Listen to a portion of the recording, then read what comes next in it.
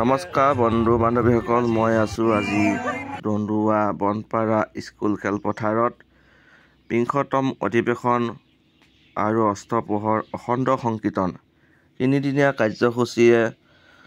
পণাধ্য কাৰ্যসূচীয়ে আয়োজন কৰিছে। আমি কি পণাধ্য কাৰ্যসূচী আয়োজন কৰিছে আমি আপোনালোকক দেখুৱাই আছোঁ। চাই থাকিব ধনজিৎ কটবলক ইউটিউব চেনেল। লওক আমি ভিডিঅ'টো আৰম্ভ কৰোঁ। আমি ইতিমধ্যে দেখা পাইছোঁ মৰিগাঁও জিলা বিধায়ক ৰামাদেৱ ডাঙৰীয়া। তেওঁ আহি উপ উদ্বোধনী কৰি থৈ কৈছে। এয়া হ'ল ৰামাদেৱ ছাৰ। আমি ৰামাদেৱ ছাৰক সুধিছোঁ, আকৌ আহিব দিছোঁ তেওঁক সন্মান। আমি প্ৰথমে দেখুৱাই আছোঁ পৃথিৱীৰ অৱতাৰ লোৱাৰ মূৰ্তিবিলাক বৰ ধুনীয়াকৈ সজাইছে পৰাইছে। এইবিলাক আগত চাই লওক, আমি দেখুৱাই আছোঁ বৰ ধুনীয়াকৈ। এইবোৰ দেখিব আপোনালোকৰ ভাগ্য লাগিব। চাই লওকচোন বাৰু আমি কেনেকৈ কি সজাইছে আমি দেখুৱাই আছোঁ। চাই থাকক ধনজিৎ কটবলক ইউটিউব চেনেল।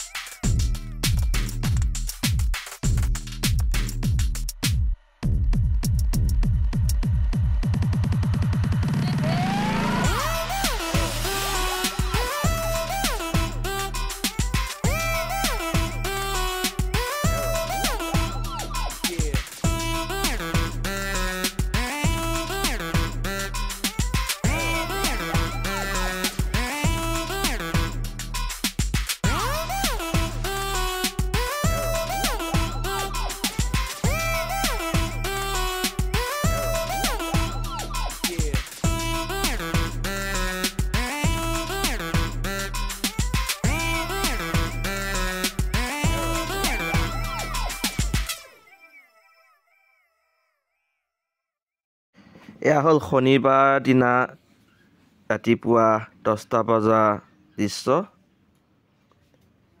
সজাই পৰাই কি ধুনীয়াকৈ তেখেতলোকে দেখিব ধুনীয়া কৰিছে বা দেখিও ভাল লাগিছে। গোটেই বাৰাণ্ডাৰীটো আমি দেখুৱাই আছোঁ। গোটেই বাৰাণ্ডাৰীটো বৰ ধুনীয়াকৈ উলহ মালহ পৰিৱেশ কৰি সজাইছে। এয়া হ'ল ধ্বজ উত্তোলনৰ, এয়া হ'ল মেইন পেণ্ডেলটো। আৰু দক্ষিণ চাইডে থাকিলে খোলা। এয়া হ'ল পানী তোলা পৰ্ব আজি। নমস্কাৰ বন্ধু বান্ধৱীসকল, মই আছোঁ অধিৱেশনত আছোঁ, শংকৰদেৱ অধিৱেশন। আমি গুৰুসকলক লগ পাইছোঁ। ইতিমধ্যে গুৰুৰ লগত আমি কথা পাতিম। প্ৰভু নমস্কাৰ। আপোনাক সুধিব বিচাৰিছোঁ, আপুনি ক'ব পাৰিছে প্ৰভু, আৰু এই অধিৱেশনত কেনেকুৱা ধৰণৰ পৰ্যায় কি চলি আছে আৰু কি চলিব বৰ্তমানলৈ অলপমান কওকচোন বাৰু। হৰে কৃষ্ণ। মই কুমাৰগুৰি মিছামাৰী সত্ৰাধিকাৰ হিচাপে আহিছোঁ। এই বনপৰা গাঁৱৰ আজি অধিৱেশন 20 বছৰ ধৰি আজি অতিক্ৰম হৈছে। তাৰ আজি যিটো আমি দেখিলোঁ সমাজ ৰাইজ পৰিৱেশ নথৈ আনন্দিত হৈছোঁ। ভৱিষ্যত উজ্জ্বল কামনা আকৌ বনপৰা গাঁৱৰ ৰাইজে এনেকুৱা এটা পাওঁ, এই আপোনাৰ ওচৰত প্ৰশ্ন আমি জনাইছোঁ। হয় নহয়, কেইদিনীয়া কাৰ্যসূচী আছে? এই কাৰ্যসূচীটো আমাৰ 3 দিন। আজি আমাৰ অধিবাস, কাইলৈ কীৰ্তন, পৰহিলৈ ভাঙিব। 3 দিনীয়া কাৰ্যসূচীলৈ আমি অধিৱেশনটো চলাই আছোঁ আজি 20 বছৰ ধৰি। সন্ধিয়ালৈ আপোনাৰ কীৰ্তনৰ ভাগটো আমাৰ এক নাম হৰে কৃষ্ণ সেইটো আমাৰ যি চৈতন্য ভকতসকলৰ আমাৰ এইটো সন্মিলন আৰু সত্ৰ সংস্কৃতি সভা আমাৰ এইটো চৈতন্য ভকত মিলি এই কীৰ্তনটো বছৰি আমাৰ প্ৰত্যেক গাঁৱে গাঁৱে আমাক নিমন্ত্ৰণ হৈ থাকে। অহা বছৰলৈ ক'ত হ'ব বাৰু? অহা বছৰলৈ কৰিব আমাৰ দায়িত্ব এতিয়া নিৰ্ধাৰিত হোৱা নাই। আজি গধূলি মিটিঙত প্ৰস্তাৱ হ'ব ক'ত হ'ব, কোন ৰাইজে নিমন্ত্ৰণ জনাব, সেই হিচাপে এনেকৈ হৈ থাকে। হয়, আজি হৰে কৃষ্ণ হৰে নাম ৰাতিটো হ'বনে বাৰু কীৰ্তন? আজি হৰে কৃষ্ণ আজি আমাৰ অধিবাস হ'ব। অধিবাস হোৱাৰ পিছত হৰে কৃষ্ণ নাম লগাই কালি ৰাতিপুৱা 5 বজাৰ পৰা আমাৰ এক নাম চলিব। একদম আপোনাৰ 5টা পৰা চলিব। পিছদিনাখন আমাৰ ৰাতিপুৱা 10টা বজাত আমাৰ নাম সামৰণি হ'ব। সামৰণিৰ পিছত প্ৰসাদ বিতৰণ প্ৰসাদ বিতৰণ কৰি তাৰপিছত আমাৰ কাম সমাপ্ত হয়। মই আপোনাৰ ধূপগুৰিত যোৱা বছৰ গৈছিলোঁ। হয়, প্ৰভুকো লগ পাইছিলোঁ, সকলোকে লগ পাইছোঁ। এইবছৰ লগ পাইছোঁ, বহুত ভাল লাগিছে। আপোনালোকে সহযোগ কৰি যাওক, আমি উঠাই গৈ আছোঁ। মোৰ চেনেলটোৰ নাম হ'ল ধনজিৎ গড ব্লগ। ভগৱানে গড মানে ভগৱান, ভগৱানৰ বিষয়ে মানে বেছিকৈ মই দি থাকোঁ, আপোনালোকে চাব। এইসকল আছিল আজি অধিৱেশনত। এয়া হ'ল নিশা ভাগৰ কীৰ্তন। নিশা 8:30 বাজিছে। আমি আপোনালোকক দেখুৱাই আছোঁ। বৰ ধুনীয়াকৈ এক নাম সকলোৱে গাইছে বা প্ৰদৰ্শন কৰিছে, আপোনালোকে চাই থাকিব।